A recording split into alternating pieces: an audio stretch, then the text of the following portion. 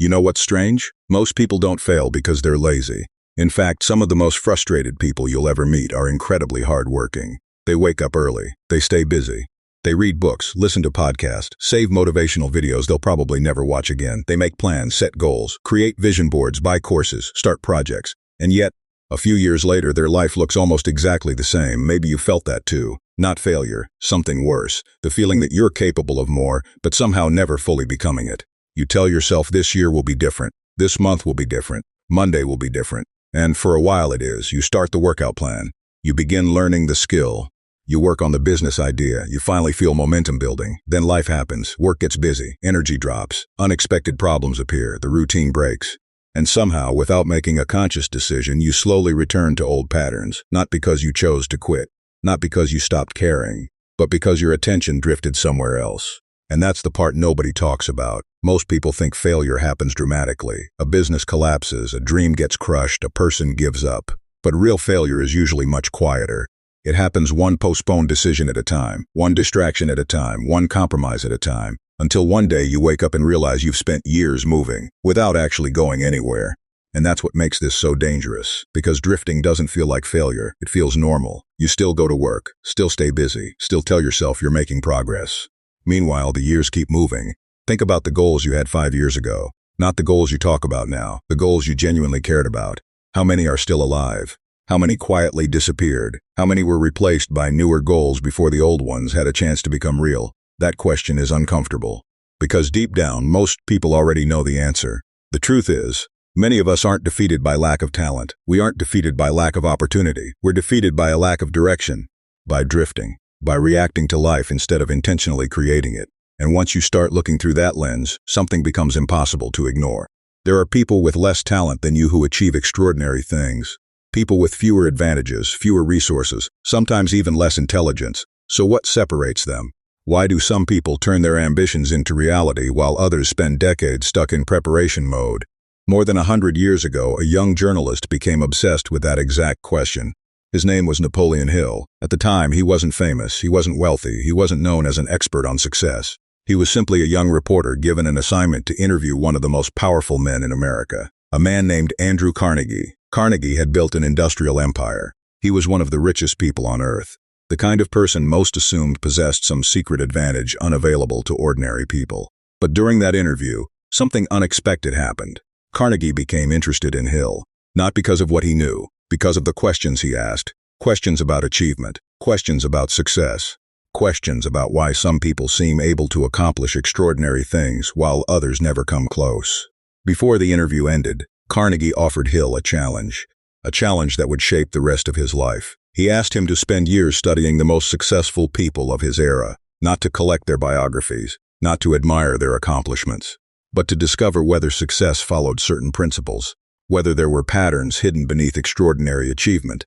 In other words, was success random, or was there something successful people consistently understood that others didn't? Hill accepted the challenge. And over the years, he interviewed business leaders, inventors, entrepreneurs, and high achievers from many different fields, people with completely different backgrounds, different personalities, different industries. Yet again and again, he noticed something surprising. The most successful people weren't simply thinking differently. They were living differently. They approached goals differently, decisions differently, obstacles differently, even failure differently. And perhaps the most surprising discovery of all was this. The gap between successful people and unsuccessful people often appeared long before any visible results showed up. It started in the mind. Long before money appeared, long before recognition appeared, long before achievement appeared. Which raises a fascinating possibility. What if success begins long before success becomes visible?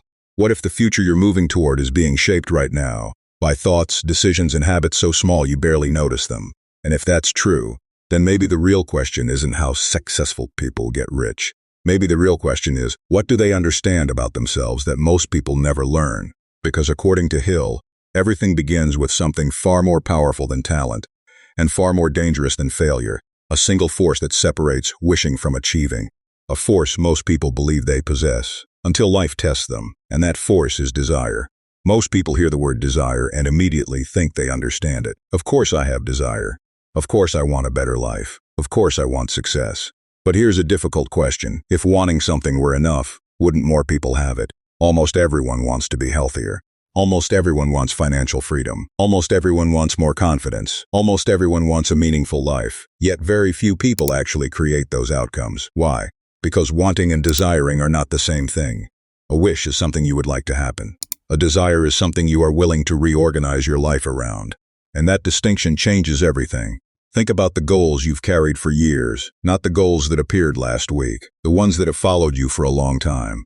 The business idea, the career move, the book you want to write, the skill you want to master, the financial future you keep imagining. Now ask yourself something uncomfortable. If someone secretly watched your behavior for the last 6 months, would they conclude that this goal is truly important to you? Or would they assume it's simply a pleasant idea? That question stings because most of us already know the answer. We say we want something, but our calendar says something else, our habits say something else, our priorities say something else. And this is exactly where Napoleon Hill begins. After studying hundreds of highly successful people, Hill noticed something unusual. The people who achieved extraordinary things weren't casually interested in their goals. They were consumed by them. Their goals weren't hobbies. They weren't side projects. They weren't things they pursued when they felt inspired. Their goals became organizing principles for their lives. Everything else adjusted around them. And that's why Hill placed desire at the very beginning of his philosophy. Because without it, every other principle eventually collapses. Persistence collapses. Planning collapses. Discipline collapses. Faith collapses. A weak desire cannot survive strong resistance. The moment life becomes difficult, the goal disappears. And that's exactly what happens to most people. Not because they're incapable, because they never moved beyond wishing. They wanted the reward, but they never became emotionally committed to the process. The truth is, most people don't fail when obstacles appear. Most people fail long before that. They fail at the moment they create an escape route. They give themselves a way out, a backup plan, a reason to quit that feels reasonable. And because the exit exists, eventually they take it. Hill believed extraordinary achievement begins when a person becomes emotionally committed to a single outcome. Not obsessed in an unhealthy way, but committed enough that setbacks stop feeling like stop signs and start feeling like part of the journey. This is where another powerful idea enters the story: definite purpose. Because desire without direction creates frustration. You can have enormous ambition and still accomplish very little. You've probably seen it before. Maybe you've lived it. A person becomes excited about one opportunity, then another. Every week brings a new plan, a new goal, a new strategy, a new direction. Months pass, years pass, movement happens. Progress doesn't. Why? Because energy scattered across 10 targets rarely hits any of them. And that's where our villain returns, drifting.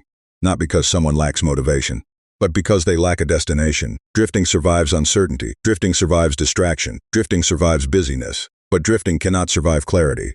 The moment a person becomes absolutely clear about what they want, something changes. Decisions become easier. Distractions become easier to reject. Priorities become easier to organize. Because clarity removes negotiation. And few stories demonstrate that better than Henry Ford. When Ford announced his vision of building automobiles for ordinary people, many experts thought the idea was ridiculous. The technology was limited. The obstacles were enormous. The criticism was relentless. People told him it couldn't be done. People told him it wouldn't work. People told him to be realistic. And if Ford had measured his future using the opinions of others, the story would have ended there. But Ford possessed something stronger than public approval. He possessed a definite purpose. He knew exactly what he wanted to create. And because he knew where he was going, temporary criticism couldn't redirect him. That's one of the hidden powers of purpose. When you don't know exactly what you want, every opinion becomes important. Every criticism feels personal. Every obstacle feels final.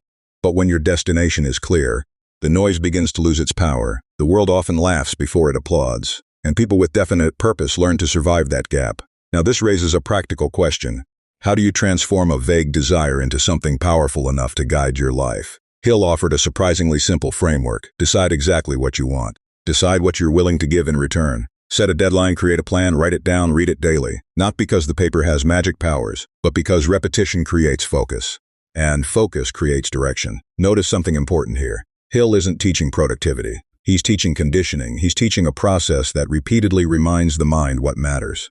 Because people drift when they forget.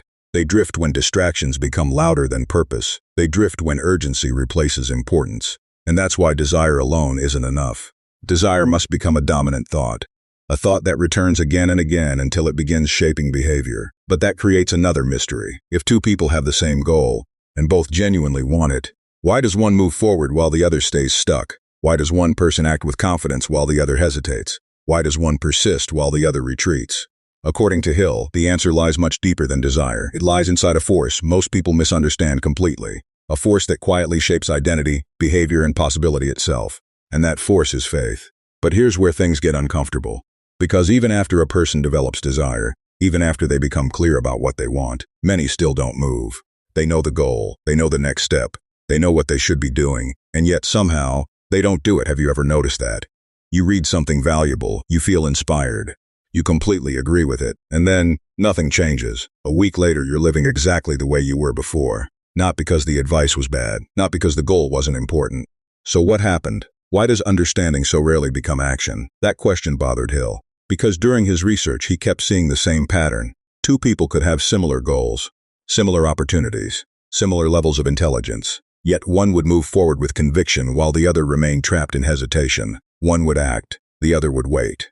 One would persist, the other would retreat. Why? Hill believed the answer had very little to do with ability, and almost everything to do with belief. Not belief in a religious sense. Belief in the sense of certainty, the quiet conviction that says this is possible for me. Most people think certainty comes after success. Hill believed it often comes before it. And that's why he placed such enormous importance on faith. Not because faith magically changes reality, but because faith changes behavior. Think about it. When you genuinely believe something will work, you approach it differently. You take more action. You recover faster from setbacks. You stay committed longer. You notice opportunities you would normally ignore.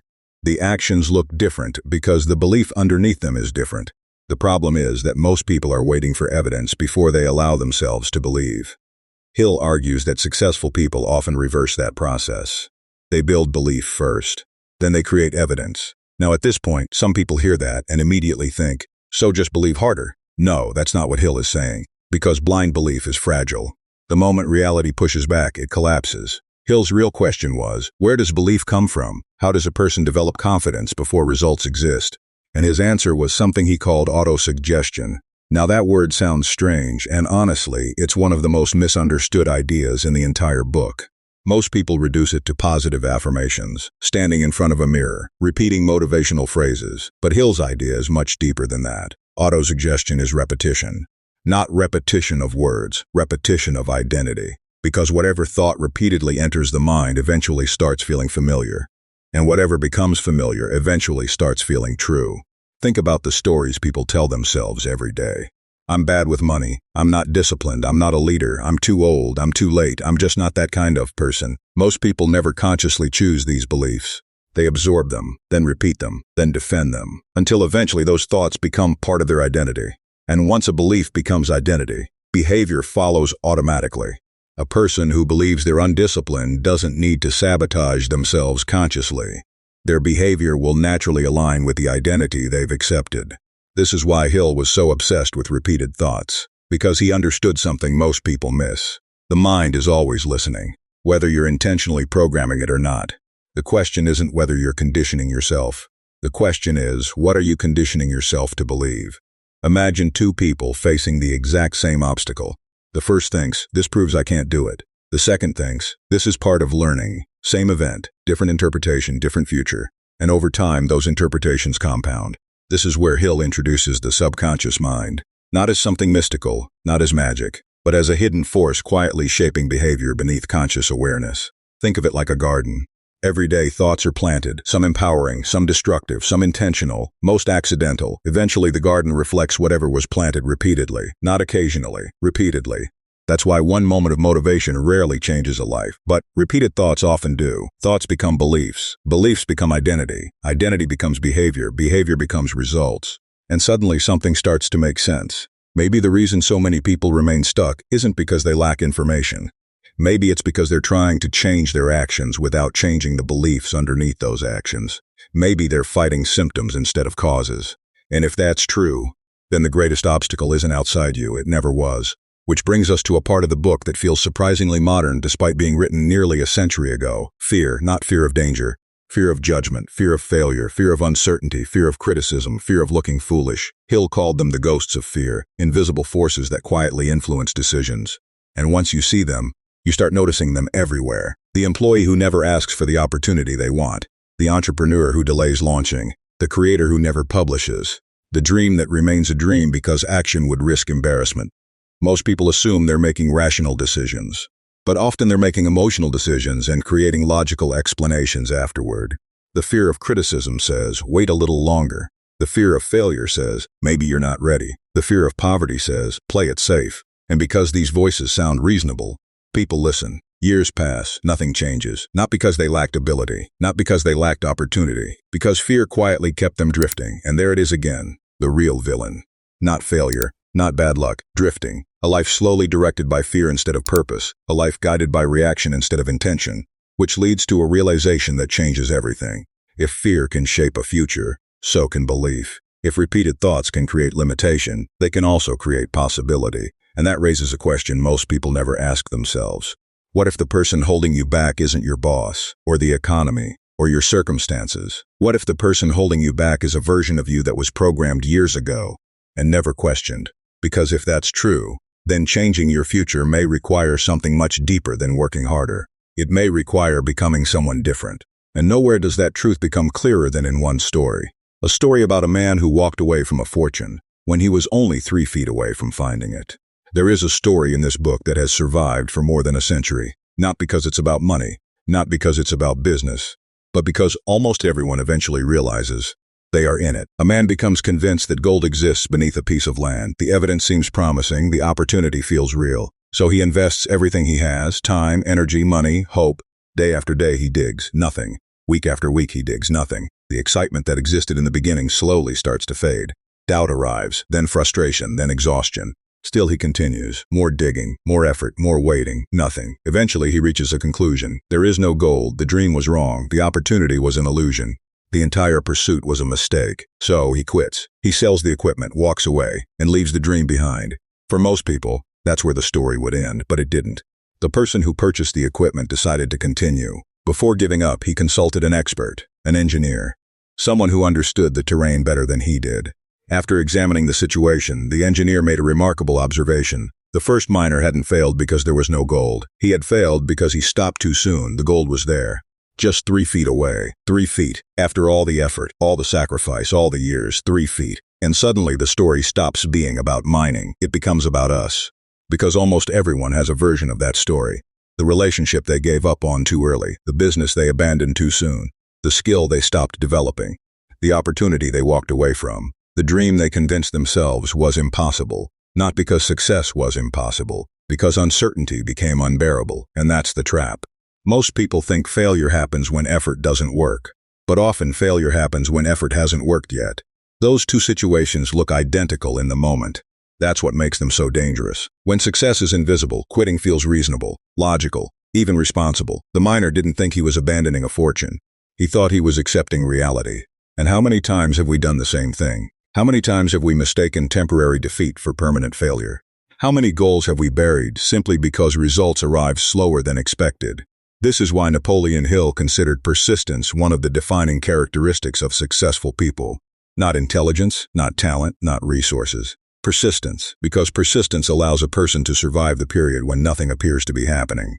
And every meaningful goal contains such a period. There is always a gap between effort and evidence, between planting and harvesting, between becoming and receiving. Most people enter the gap with enthusiasm. Very few stay long enough to cross it. That's why persistence is so rare. Persistence isn't continuing when everything is working. Persistence is continuing when nothing seems to be working, when motivation disappears, when excitement fades, when progress becomes invisible. Anyone can be committed when results are arriving. The real test begins when they aren't. And this is where another misunderstanding appears. Persistence does not mean blindly repeating the same mistakes. It does not mean refusing to adapt.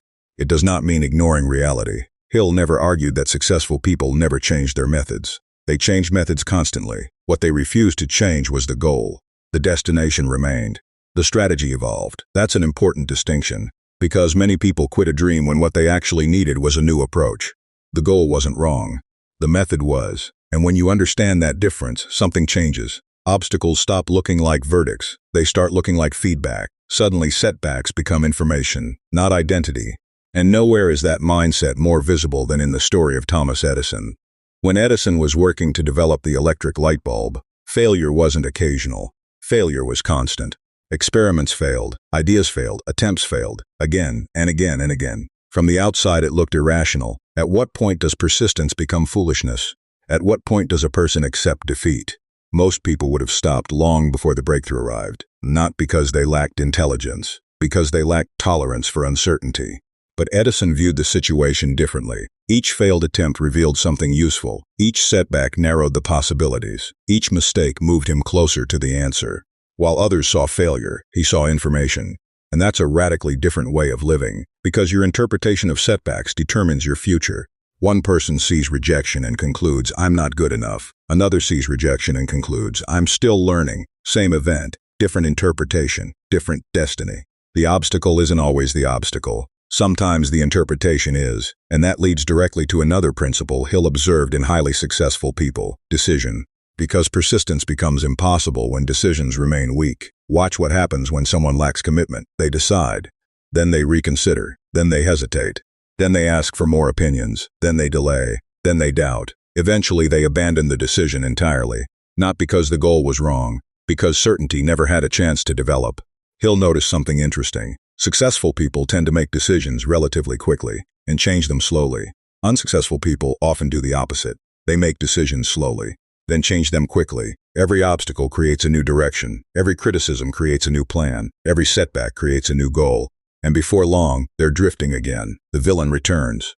Not failure, not lack of opportunity. Drifting, the quiet habit of abandoning direction whenever discomfort appears. The miner drifted away from the gold. Most people drift away from their potential. And if persistence helps us stay in the game long enough to succeed, another question immediately appears. Why do some people find it easier to persist than others? Why do some individuals seem surrounded by support, ideas, and momentum, while others constantly struggle alone? Because according to Hill, there is a force even more powerful than individual determination, a force that quietly shapes our beliefs, standards, ambitions, and expectations every single day.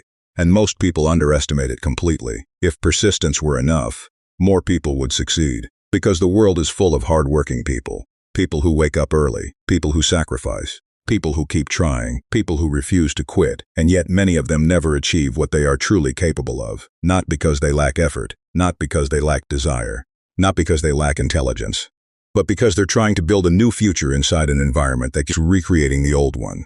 Think about that for a moment. How difficult is it to change your thinking when every conversation reinforces the same beliefs? How difficult is it to become ambitious when everyone around you celebrates comfort? How difficult is it to take risks when the people closest to you are constantly reminding you what could go wrong? This is one of the most uncomfortable truths in the entire book. Your environment is not simply influencing your future, it is quietly programming your future, and most of that programming happens so slowly you never notice it. Have you ever shared an exciting goal with someone and walked away feeling less confident than before, not because they insulted you, not because they attacked you, but because they filled your mind with doubt, questions, warnings, reasons why it probably wouldn't work? Suddenly, the thing that felt possible an hour ago starts feeling unrealistic. Most people have experienced that. And most people underestimate how much it matters because every environment teaches. Every environment communicates what is normal, what is possible, what is acceptable, what is unrealistic. And if you're not careful, you slowly start borrowing the limits of the people around you. This is where Napoleon Hill introduces one of the most misunderstood principles in the entire book: the mastermind. Most people hear that phrase and think networking, business contacts, professional relationships. But Hill meant something much deeper. He believed that when people align around growth, purpose, and achievement, their combined intelligence becomes greater than their individual intelligence. In simple terms, the right people expand your thinking, the wrong people shrink it. Think about Andrew Carnegie, one of the wealthiest men in history, a man who could have convinced himself that he already knew enough. But Carnegie was famous for surrounding himself with highly capable people, experts, operators, strategists, people who knew things he didn't know. He didn't build success by trying to become the smartest person in every room. He built success by creating rooms filled with intelligent people moving toward a common purpose. That's an important distinction, because many people spend years trying to become stronger when what they actually need is a stronger environment. And once you see that, another realization appears. Maybe your future isn't being limited by your potential. Maybe it's being limited by your exposure, the ideas you hear, the standards you see, the expectations you absorb, the conversations you tolerate. And that naturally leads to another principle Hill observed among successful people: specialized knowledge. Because here's the truth: information alone has never been more abundant. You can learn almost anything online, at any time, for little or no cost. Yet despite having access to more information than any generation in history, many people still feel stuck. Why? Because success rarely comes from knowing everything. It comes from knowing what matters. Most people collect information. Successful people collect solutions. Most people consume knowledge. Successful people apply knowledge. There's a huge difference. Think about a person who spends years reading about business but never starts one, or someone who watches hundreds of fitness videos but never trains consistently. The issue isn't lack of information. The issue is lack of useful information applied toward a definite purpose. Hill understood this. That's why he emphasized specialized knowledge, not random knowledge, relevant knowledge, knowledge connected to a goal, knowledge that solves a specific problem, knowledge that creates movement. Because information without application becomes entertainment, and entertainment rarely changes a life. Now imagine something interesting.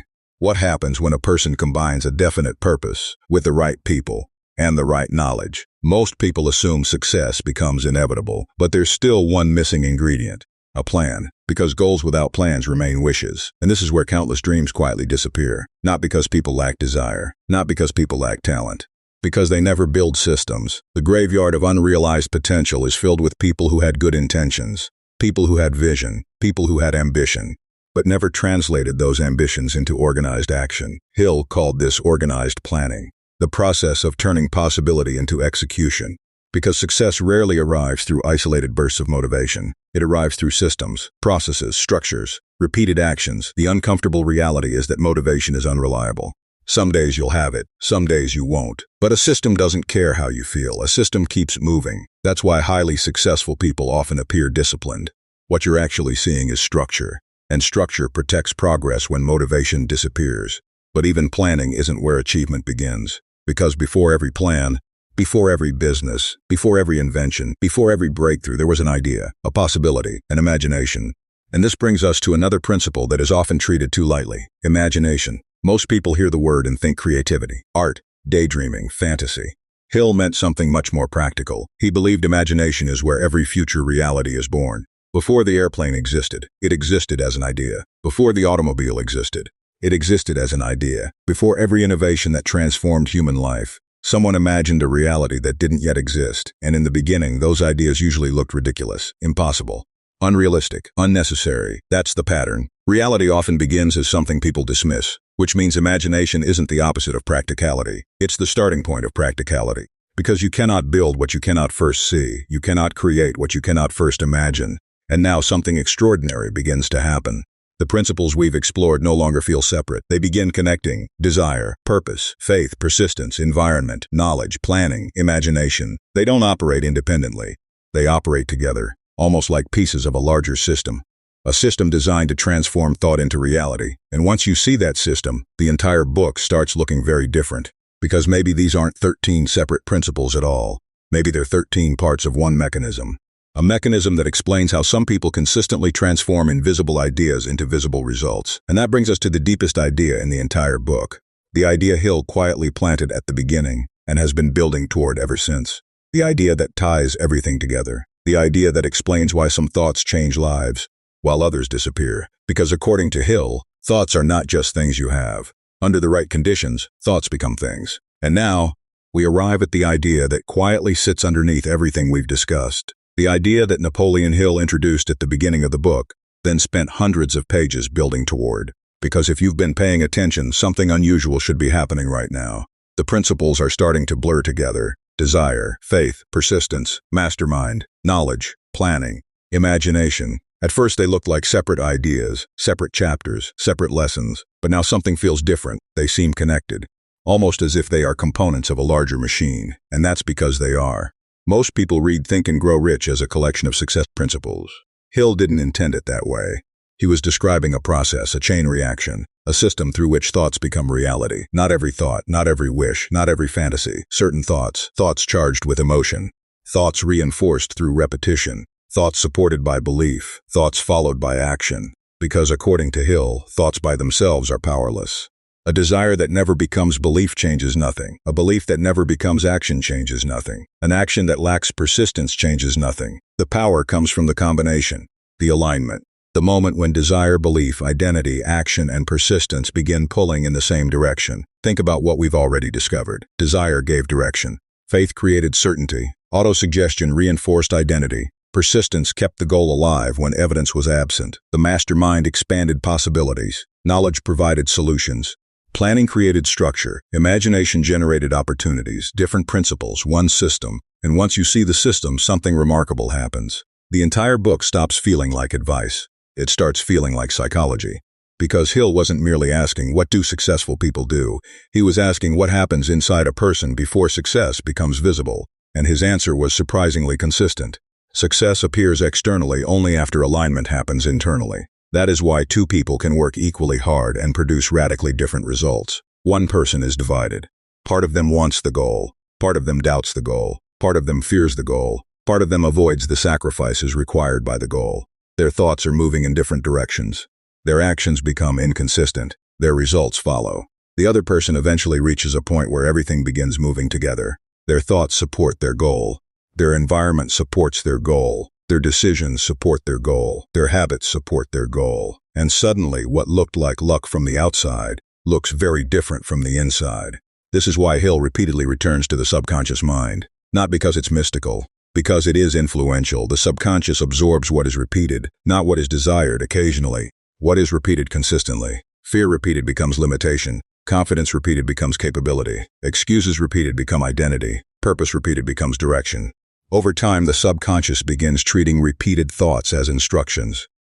And once that happens, behavior starts changing automatically. Not because you forced it, because you became it. Which brings us to one of the most misunderstood chapters in the entire book. A chapter that causes many readers to either skip ahead or misunderstand Hill completely. The Mystery of SX Transmutation. The title sounds strange, especially to modern readers, but underneath the language is a surprisingly practical idea.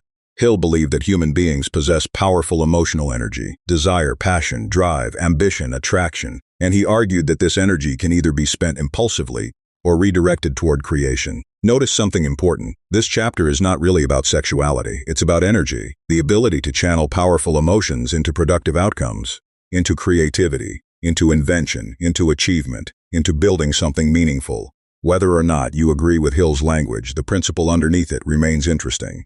The people who create extraordinary things often learn how to direct their energy rather than be controlled by it. And once that energy becomes focused, another transformation begins.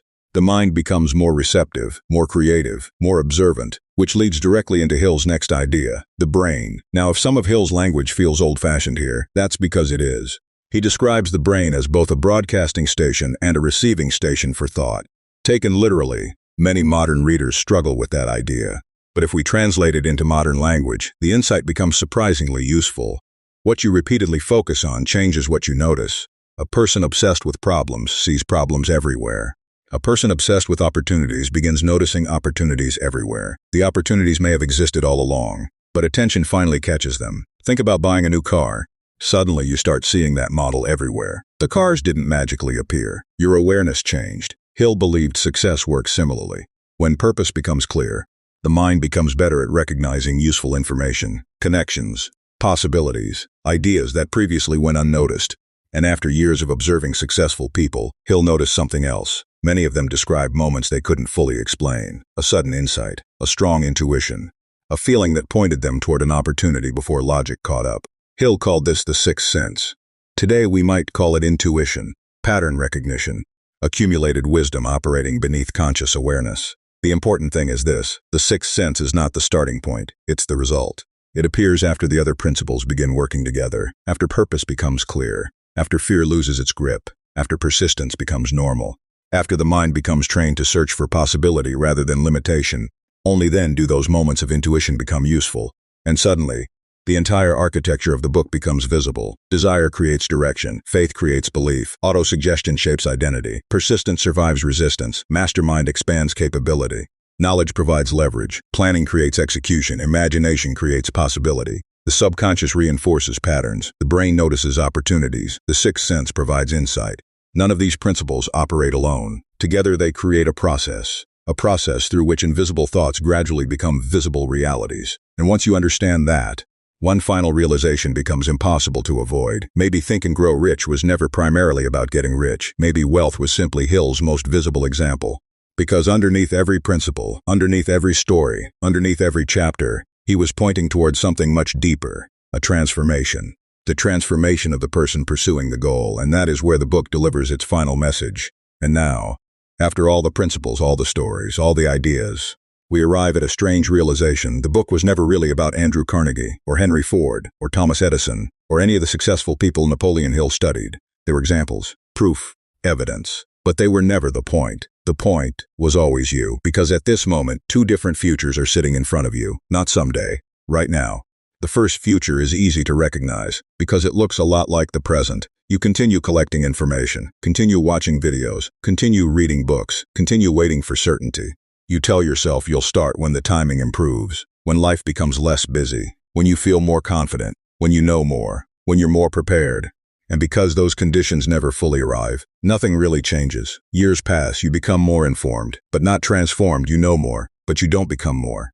And the strangest part is that from the outside, everything appears normal. You go to work, pay the bills, handle responsibilities, stay busy. The world sees a functioning life. But deep down, there remains a quiet awareness. The awareness that you abandoned something important, not necessarily a business, not necessarily money, a possibility, a version of yourself, a life you once imagined. And because drifting rarely feels dramatic, the loss often goes unnoticed until years later. One day you look back and realize you didn't lose because you failed.